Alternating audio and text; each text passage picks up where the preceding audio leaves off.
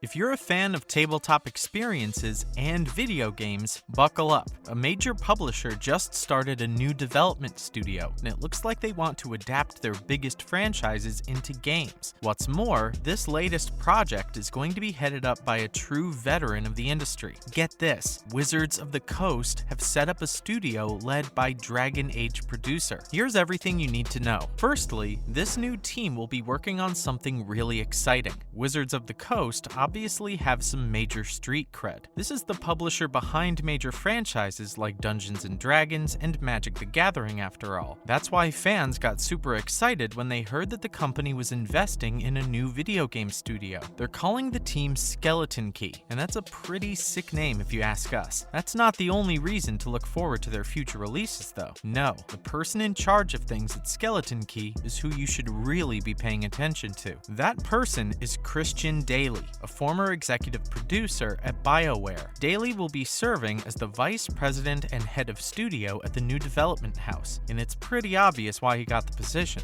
This guy has a ton of experience in the video game space, and he worked on some of BioWare's biggest titles. That includes stuff like Overwatch, Anthem, and the studio's upcoming Dragon Age game. He actually started out as a playtester way back in the 90s, and has been in the industry ever since. He's going to need to put all that wisdom to work, because the Skeleton Key team is just starting out. The studio will be based in Austin, Texas, and they're not taking things slow. Nope, their first project out of the gate is going to be a AAA. Now, nothing's confirmed yet, but they'll obviously be working on something Wizards of the Coast owns. We don't know about you, but we think a Dungeons & Dragons video game with modern graphics and mechanics would be pretty neat, and Skeleton Key could definitely be working on something like that. What's more, they've got a pretty committed leader. Dailey left a pretty cushy job at BioWare to work with Wizards of the Coast. He announced that he'd be leaving the EA-owned developer back in February of this year, after 4 whole years working there. He became an executive producer at the studio in 2020 after former EP Mark Dara left, so he had a lot of power at the Austin-based studio. That means Wizards of the Coast must have offered him either a really prestigious project or a ton of money to work at Skeleton Key. Whatever it was, his comments make it sound like he's amped to work there. Dailey actually went on record to say that he's extremely excited to begin his journey with Wizards of the Coast and their parent company, Hasbro. Yes, that's the same Hasbro that owns the rights to massive properties like Transformers, G.I. Joe, and My Little Pony. The new VP also says he's excited to grow the studio with more talent. Apparently, the work produced by his new bosses was the stuff that inspired him to pursue a games industry career in the first place. That makes this a full circle moment for Dailey, but he's not the only one who's thrilled. Wizards of the Coast president Cynthia Williams shared her own excitement over Skeleton Key's formation under the ex-BioWare producer. The company is obviously really happy to have someone capable like Dailey leading their projects, and it sounds like they've got big plans for the studio. Williams even said that Skeleton Key and its team will be a major asset for Wizards of the Coast and Hasbro moving forward. That said, this is just one part of the company's plans for expansion. The publisher's been trying to get into video games for a while at this point, and their studio roster is already pretty big. Skeleton Key isn't even their first investment in the industry, though it is probably their biggest. Get this, they've actually got a bunch of other game studios working on different projects. That's right, the company actually owns teams in a bunch of territories, and you've probably heard of a few of them. Their acquisitions include Archetype Entertainment, Atomic Arcade, 2Q Games, and more. What's more, they've actually taken a few stabs at releasing video games before. Their most recent title was Dungeons & Dragons Dark Alliance, a third-person action RPG developed by 2Q Games for all platforms. That one didn't get the best reviews when it came out last year though. Players felt like the whole experience was too buggy to be enjoyable, and major publications like IGN gave it low scores. It's got a 58 Metacritic score right now, so it's pretty safe to say Wizards of the Coast weren't too pleased with the reception. That doesn't mean they're giving up on their plans though. Their main hope is obviously that Skeleton Key will make quality experiences that both sell and review well. Let's see if their new studio head can make that happen.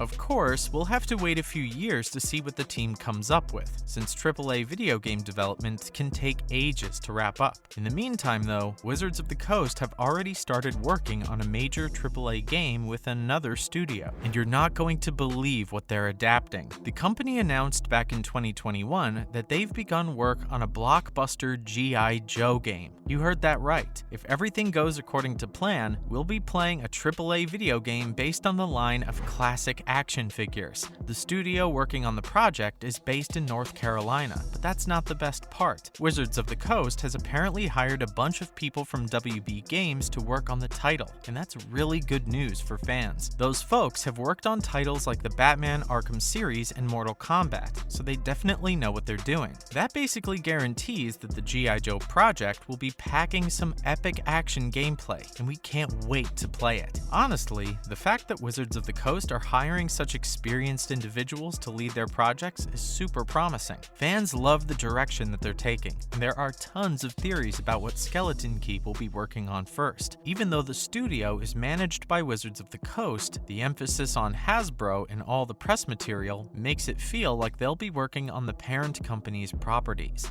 That rules out D&D, but there are a lot of cool places they could go instead. One of those is G.I. Joe, sure, but the more likely options are Transformers or Ouija. We think it'd be pretty insane to see a Silent Hill-inspired Ouija horror game. If horror isn't your style, what about a Transformers RPG that lets you make your own Autobot or Decepticon? The possibilities are endless, so we're looking forward to seeing what's next. With Skeleton Key covered, here's some other Hasbro news. First up, the company just revealed some sick Star Wars toys at SDCC. Christmas is still a few months away, but it looks like the folks over at Hasbro were feeling generous. They went all out on this year's San Diego Comic-Con, announcing a ton of Star Wars toys that you'll definitely want to get your hands on. For starters, fans got a sneak peek at the Black Series Darth Vader FX lightsaber, which comes with LED lighting and advanced sound effects. Hasbro also showed off a bunch of figures based on characters from Star Wars Jedi Survivor, and they look awesome. The biggest reveal, though, had to be the Mandalorian Black Series figures. The lineup includes Grogu, Migs Mayfield, HK-87, and Luke Skywalker, as seen in Season 2 of the show. Overall, it looks like collectors are going to need some money to burn this holiday season. Secondly, Magic the Gathering and Post Malone are collaborating. Most people probably don't know this about him, but the superstar is actually a major Magic the Gathering fan. This project is just proof of that,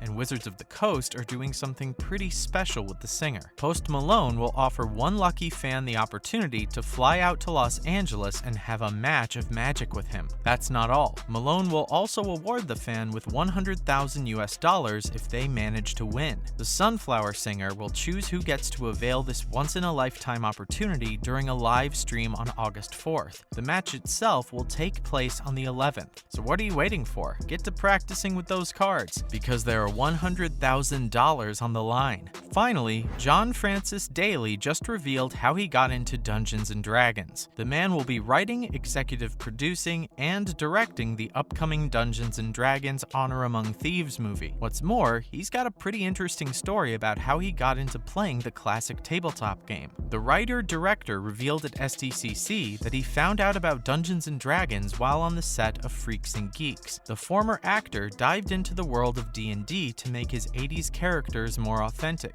and he's been playing ever since. It looks like Dailey is a hardcore D&D fan. He's even tried out a few of the video games. Fans will be able to see his enthusiasm on display when Honor Among Thieves releases on March 3rd, 2023. That's a wrap for this video. Are you looking forward to Skeleton Key's first release? Let us know in the comments below. Make sure to give this video a thumbs up and subscribe to our channel for more videos like this. See you in the next one.